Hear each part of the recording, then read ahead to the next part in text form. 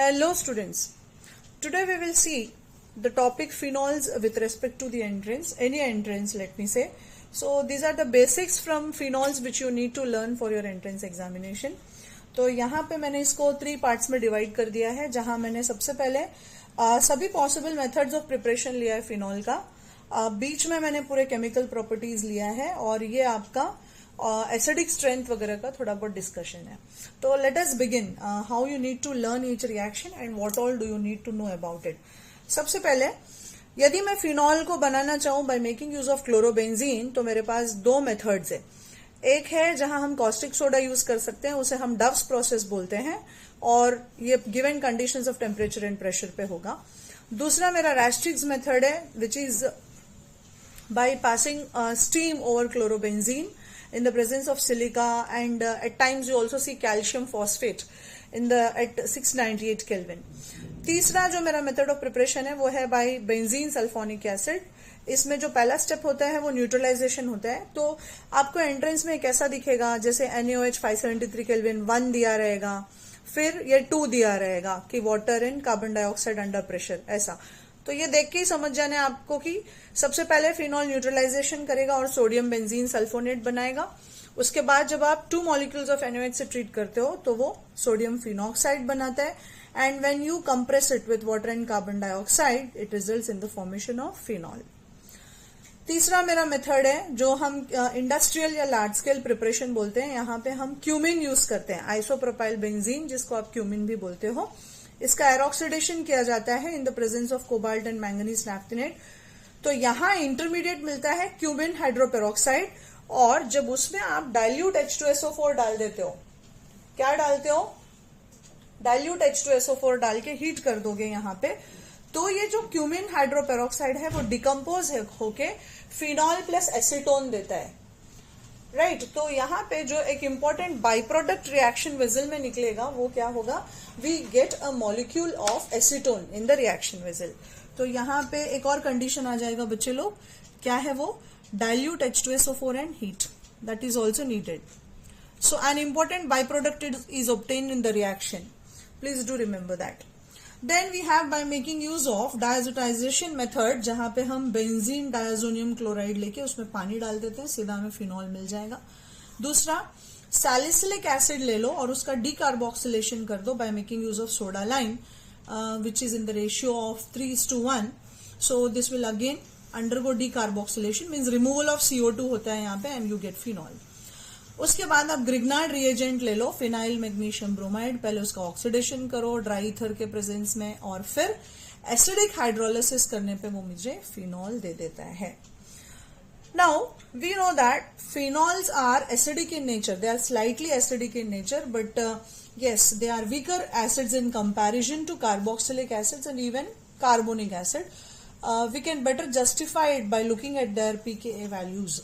So, यदि आपको इन तीनों को कंपैरिजन करे और पूछे कि किसका एसिडिक स्ट्रेंथ सबसे ज्यादा है, तो आप बोलोगे carboxylic acid greater than carbonic acid and that is greater than phenol. So why is it basically acidic in nature? Because when you take phenol, it being attached to a highly electronegative atom, वो जल्दी से H+ donate नहीं करता है ना, जल्दी से देता नहीं है. बट यदि ये फिनॉक्साइड आयन को हम स्टेबिलाईज कर दें ड्यू टू रेजोनेंस, है ना, इसमें रहने वाला ऑक्सीजन पे पेयर ऑफ इलेक्ट्रॉन जो है बोलो या फिर बोलो नेगेटिव चार्ज जो है, ये क्या होता है, रेजोनेंस में आ जाता है. So the phenoxide ion is stabilized by resonance. Therefore, phenols are acidic in nature. What is the reason, children? The phenoxide ion is stabilized by resonance. So because of this characteristic, it has the tendency to undergo different type of reactions. जहाँ पे phenol sodium metal से react करके sodium phenoxide बनाता है. Then Williamson's ether synthesis जैसा reaction देगा और आपको ether बना देगा.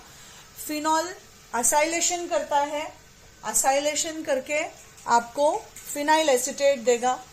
उसके बाद बेंजोइलेशन करते हैं हम, जिसमें हम रिएक्शन को स्कॉटन-बोमेन रिएक्शन बोलते हैं. स्कॉटन-बोमेन रिएक्शन करने पे ये फिनाइल बेंजोएट देता है.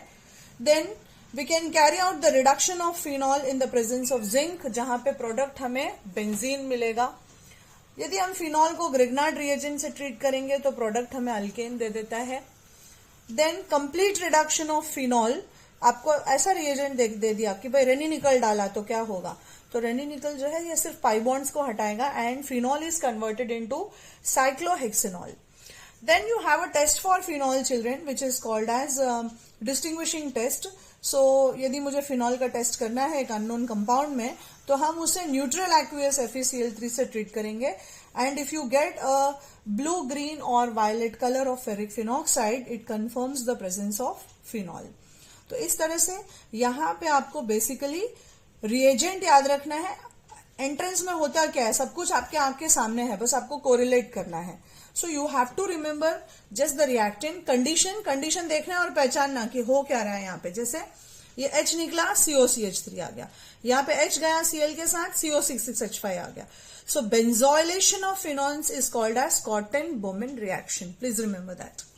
देन यहां से मेरे इलेक्ट्रोफिलिक सब्स्टिट्यूशन रिएक्शन शुरू होते हैं. तो basically phenols undergo electrophilic substitution reaction and forms, what does it form? Ortho and para disubstituted products.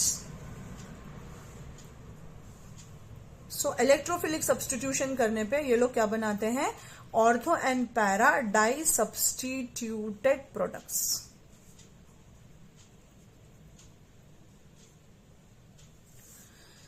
Like you can see here children, bromination दो अलग कंडीशन में है, सल्फोनेशन दो कंडीशंस में है, नाइट्रेशन दो अलग अलग कंडीशंस में है. तो जब हम ब्रोमीन वाटर से पोलर सॉल्वेंट डाल के रिएक्शन करते हैं तो जितने भी ऑर्थो एंड पैरा पोजिशंस है सभी सब्स्टिट्यूट हो जाएंगे and you get a white precipitate of 2,4,6 tribromophenol. But when you do the reaction in the presence of non polar solvents, है ना, यही ब्रोमीन डाला हमने CS2 या CCl4 के प्रेजेंस में, तो मुझे ऑर्थो एंड पैराब्रोमोफिनॉल मिलेगा जिसमें से जो पैरा प्रोडक्ट है वो मेजर है. अब हम यदि सल्फोनेशन करेंगे एट रूम टेम्परेचर, अब यहाँ पे आप 27 डिग्री सेल्सियस कंसिडर कर लो, तो आपको ऑर्थोफिनॉल सल्फोनिक एसिड मिलेगा. और यदि सल्फोनेशन को हाई टेम्परेचर 100 डिग्री सेल्सियस पे करते हैं तो हमें पैराफिनॉल सल्फोनिक एसिड मिलता है. राइट. इसी तरह से यदि डाइल्यूट नाइट्रिक एसिड से हम नाइट्रेशन करने जाएं तो I get a mixture of ortho and paranitrophenol, where orthonitrophenol में जो बॉन्डिंग होता है उसे हम इंट्रामोलिकुलर हाइड्रोजन बॉन्ड बोलते हैं और पैरानाइट्रोफिनॉल में इंटरमोलिकुलर हाइड्रोजन बॉन्डिंग होता है. और इनको सेपरेट करने के लिए हम जो प्रोसेस यूज करते हैं उसे हम बोलते हैं steam distillation. So on nitration with dilute nitric acid, यहाँ पे सबसे इंपॉर्टेंट क्वेश्चन बहुत सारे एंट्रेंस में दिखेगा. ऑर्थोनाइट्रोफिनॉल में बॉन्डिंग है इंट्रामोलिकुलर, पैरा में है intermolecular. Then if I treat it with nitrating mixture, the product formed is picric acid which is also called as 2,4,6 trinitrophenol. It is a very very strong acid. उसके बाद यदि आप oxidation करते हो sodium dichromate इन H2SO4 के presence में तो आपको पैराबेंजोक्विनोन मिलेगा. फिर इसी फिनॉल का यदि मैंने कोलबेज रिएक्शन कर दिया, आप बहुत सारे शिफ्ट्स में इसको देखोगे. जैसे 24 में 11 या 12 शिफ्ट्स, मतलब यूजुअली जो है शिफ्ट में ऑनलाइन जब से हुआ है 11-12 शिफ्ट होते हैं. तो उन शिफ्ट्स में से आप मैक्सिमम में क्वेश्चंस को सिर्फ ये एक बार पढ़ लेना और क्वेश्चन सॉल्व करना. You will easily be able to answer the questions, children. Almost every MCQ you will be easily answering once you get this. So, phenol को यदि हम सोडियम हाइड्रोक्साइड इन कार्बन डाइऑक्साइड डाल के एस्टिक हाइड्रोलिसिस करें तो हमें salicylic acid मिलता है. यहाँ रिएक्शन को हम कोलबेज रिएक्शन बोलते हैं. इफ क्लोरोफॉर्मिन NaOH या CCl4 डाल के रिमर-टीमन रिएक्शन करोगे तो सैलिसिल्डिहाइड मिलेगा. हमारा जो एसिड बेस्ड टाइट्रेशन में इंडिकेटर यूज करते हैं हम, that is phenolphthalein indicator. When you treat phenol with phthalic anhydride, नाम में ही देखो फिनॉल प्लस थैलिन, है ना. H2SO4 के प्रेजेंस में जब आप हीट करते हो तो phenol plus phthalic anhydride reaction करके हमें फिनोफ्थिलीन देते हैं. देन कपलिंग रिएक्शन है जहां हम फिनॉल को बेंजीन डायजोनियम क्लोराइड से यदि ट्रीट करें at the pH between the pH range of 9 to 10, तो ये कपलिंग रिएक्शन करके मुझे पैराहाइड्रोक्सी अजोबेंजीन देता है जो कि एक ऑरेंज कलर का डाई है. Then phenol also gives you Liebermann's nitroso test. What do I mean by that? When phenol is treated with H2SO4 पहले तो यू गेट ब्राउन कलर, फिर NaOH डालोगे तो यू गेट ब्लू और green colour, and finally on addition of water you get red colour. So this series of changes helps you detect the presence of phenol as an unknown compound and the test is termed as Lieberman's nitroso test. तो बहुत बार आपको NEET में, JEE में ये colour changes दिखेंगे कि पहले H2SO4 डाला, फिर NaOH डाला, फिर तो कैसे आता है, ब्राउन या रेड से ब्लू ग्रीन और फिर वापस से red. Okay, now coming to the most important part of this topic, that is regarding the acidic strength of phenols. हमने ऑलरेडी ये पॉइंट देखा है, that is phenol is acidic in nature. और दूसरा हमने देखा है कि जब हम इलेक्ट्रोफिलिक सब्स्टिट्यूशन रिएक्शन करने जाते हैं तो phenol ortho and para di substituted product देता है. तो इससे मुझे क्लियर है, आप रेजोनेंस स्ट्रक्चर्स बनाओगे, इसके रेजोनेटिंग स्ट्रक्चर्स बनाओगे, then you will see that जब हम रेजोनेंस कर रहे हैं तो नेगेटिव चार्ज कहां कहां जाके बैठ रहा है, ऑर्थो पोजिशन पे और पैरा पोजिशन पे. तो ऑब्वियसली किसी भी कंपाउंड के एसिडिक स्ट्रेंथ को आपको बढ़ाना है तो इलेक्ट्रॉन विड्रॉइंग ग्रुप लगा दो. जैसे मैंने लगा दिया nitro, cyanide, aldehyde, halides and carboxylic acid. तो ये विड्रॉइंग ग्रुप्स हैं, therefore they will increase the acidic strength. और उसकी जगह यदि मैंने इलेक्ट्रॉन डोनेटिंग ग्रुप्स लगा दिया, तो जैसे हमने यहां पे ले लिया है डोनेटिंग ग्रुप में अल्काइल ग्रुप है, अल्कोक्सी ग्रुप है, अमीनो ग्रुप है, ये लोग इलेक्ट्रॉन डोनेटिंग ग्रुप्स का काम करेंगे और ये लोग एसिडिक स्ट्रेंथ को कम करते हैं. बढ़ाने की जगह ये लोग क्या करते हैं, एसिडिक स्ट्रेंथ को कम कर देंगे. So an important point to mark here, electron withdrawing groups will increase the acidic strength and electron donating groups will decrease the acidity of phenols. So now let us consider each cases. मैंने अलग से लिया है, जैसे मान लो मुझे किसी ने दे दिया पैरानाइट्रोफिनॉल, ऑर्थोनाइट्रोफिनॉल एंड मेटानाइट्रोफिनॉल. तो सबसे ज्यादा यदि विड्रॉइंग ग्रुप जो है वो पैरा पोजिशन पे प्रेजेंट है, जैसे हमारे पैरा प्रोडक्ट्स मेजर बनते हैं बच्चे लोग, तो जब रेजोनेंस होता है ना तो negative charge density para position पे सबसे ज्यादा होती है. तो यदि वहां आप विड्रॉइंग ग्रुप लगाओगे तो डेफिनेटली वो एसिडिक स्ट्रेंथ को बढ़ा देगा. सो नाइट्रोफिनॉल्स में पैरा का acidic strength is more than ortho than meta, क्योंकि कभी भी मेटा पोजिशन पे इलेक्ट्रॉन डेंसिटी कॉन्सेंट्रेट ही नहीं होता है. तो वहां पे नाइट्रो ग्रुप लगाने के लिए उसका मतलब माइनस आर इफेक्ट नहीं होगा, माइनस आर इफेक्ट भी नहीं होगा, माइनस आई इफेक्ट भी नहीं होगा. मुझे क्या चाहिए, माइनस आर चाहिए, माइनस आई चाहिए. और वो सबसे ज्यादा इफेक्टिव कब होगा, जब पैरा पे लगेगा या तो ऑर्थो पोजिशन पे लगेगा. मेटा का इफेक्ट कंपैरेटिवली कम होगा. नाउ व्हेन आई कंसिडर हैलोफिनॉल्स, है ना, जैसे मान लो मैंने ले लिया ऑर्थोक्लोरोफिनॉल, मेटाक्लोरोफिनॉल और पैराक्लोरोफिनॉल, है ना. I just take an example and try to explain it well. यहां पे देखो बच्चे लोग, मैंने लिया orthochlorophenol, metachlorophenol and parachlorophenol. Now आपका जो हैलोजन है वो यहां पे इंडक्टिव इफेक्ट दिखा रहा है. कौन सा inductive effect, minus I effect दिखा रहा है.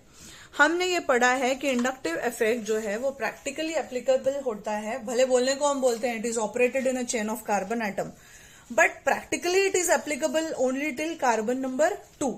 उसके आगे मतलब जैसे जैसे डिस्टेंस बढ़ेगा, मैं किससे डिस्टेंस को कंपेयर कर रही हूं, मेरे सेंटर से. सेंटर क्या है मेरा यहाँ पे, OH, क्योंकि इस OH का H जाना है तब हम बोलेंगे कि इसकी एसिडिक स्ट्रेंथ ज्यादा है. तो जैसे जैसे आपका माइनस आई ग्रुप का डिस्टेंस बढ़ेगा उसका विड्रॉइंग पावर जो है वो कम हो जाता है. इसीलिए ortho is greater than Meta and that is greater than para. And when you consider different halogens, है ना, जैसे मैंने दिया ऑर्थोक्लोरोफिनॉल, ब्रोमोफिनॉल, आइडोफिनॉल एंड फ्लोरोफिनॉल. दो फ्लोरीन इज हाईली इलेक्ट्रोनेगेटिव. आप यहां पे देख सकते हो कि chlorophenol is more acidic than bromophenol, then iodophenol and then fluorophenol. What is the reason? जब हम फ्लोरोफिनॉल लेते हैं बच्चे लोग, ऑर्थोफ्लोरोफिनॉल, तो वहां पे इन दोनों का जो ऑर्बिटल का फर्क है, ये 1s है, ये 2s है, वो ऑलमोस्ट नजदीक वाले हैं. तो इसलिए इसमें इंट्रामोलिक्यूलर हाइड्रोजन बॉन्डिंग पॉसिबल है. तो ये H+ जो है वो देने के लिए यहां पे अवेलेबल है ही नहीं. जबकि जब हम ऑर्थोक्लोरोफिनॉल लेंगे तो यहां पे हाइड्रोजन बॉन्डिंग की कोई पॉसिबिलिटी नहीं होगी. रीजन, आपका हाइड्रोजन 1s का है और ये 3s3p मतलब थर्ड शेल का है, तो इतना ज्यादा एनर्जी डिफरेंस में यहाँ पे बॉन्डिंग पॉसिबल नहीं है। दैट्स वाई ऑर्थोफ्लोरोफिनॉल की एसिडिक स्ट्रेंथ जो है वो क्लोरो ब्रोमो और आयोडो से काफी कम है, because of intramolecular hydrogen bonding in orthofluorophenols. Then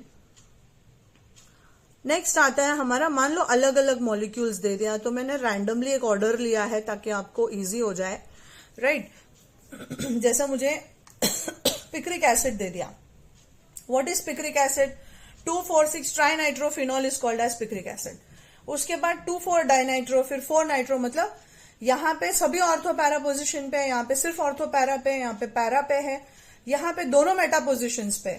तो इस तरह से आप देख सकते हो, यहाँ पे हम कंक्लूड क्या करेंगे, जितना ज्यादा इलेक्ट्रॉन विड्रॉइंग ग्रुप होगा उतना ज्यादा एसिडिक स्ट्रेंथ होगा। Now coming to the electron donating group, ये लोग एसिडिक स्ट्रेंथ को कम कर देते हैं। तो फिनॉल जो है metacresol, what do you mean by cresol? Cresol मतलब बेंजीन पे, सॉरी फिनॉल पे एक CH3 ग्रुप आ जाए तो उसे आप क्रेसॉल्स बोलते हो। तो यहाँ पे ये लोग प्लस आई का काम करते हैं, और फिनॉल में जब आप रेजोनेंस करते हो तो पैरा एंड ऑर्थो पोजिशन पे इलेक्ट्रॉन डेंसिटी सबसे ज्यादा होती है, इसलिए यदि वहां पे कोई इलेक्ट्रॉन डोनेटिंग ग्रुप आ जाएगा तो इलेक्ट्रॉन डोनेटिंग ग्रुप क्या करेगा, उसके एसिडिक स्ट्रेंथ को कम कर देगा। Therefore phenol greater than metacresol, क्योंकि मेटा पोजिशन से plus R plus I effect मतलब यहां पे ऑपरेट नहीं होगा, इस केस में प्लस आर इफेक्ट ऑपरेट नहीं होगा मोस्टली, पॉजिटिव रेजोनेंस, जबकि पैरा और ऑर्थो पे प्लस आर इफेक्ट भी है और प्लस आई इफेक्ट भी है। मेटा पोजिशन से सिर्फ प्लस आई है, प्लस आर ऑपरेटिव नहीं है। वैसे यदि मैं मिथॉक्सीफिनॉल्स ले लूं बच्चे लोग, तो मेटा पोजिशन पे मिथॉक्सी ग्रुप जब रहेगा, तो मिथॉक्सी मतलब OCH3, तो मेटा पोजिशन से प्लस आर इफेक्ट नहीं होगा, लेकिन ऑक्सीजन जैसा नेगेटिव ग्रुप लगने के वजह से वो माइनस आई इफेक्ट दिखाता है, और इसीलिए मेटामिथॉक्सीफिनॉल जो है वो ज्यादा एसिडिक है due to minus I effect, जबकि ऑर्थो एंड पैरा पोजिशन से मेरे पास प्लस आई और प्लस आर इफेक्ट दोनों आते हैं, positive inductive effect as well as positive resonance effect. Therefore metamethoxyphenol is also more acidic when compared to meta-aminophenol or phenol. So, I had tried to bring up the entire synopsis of phenols on a single page, children.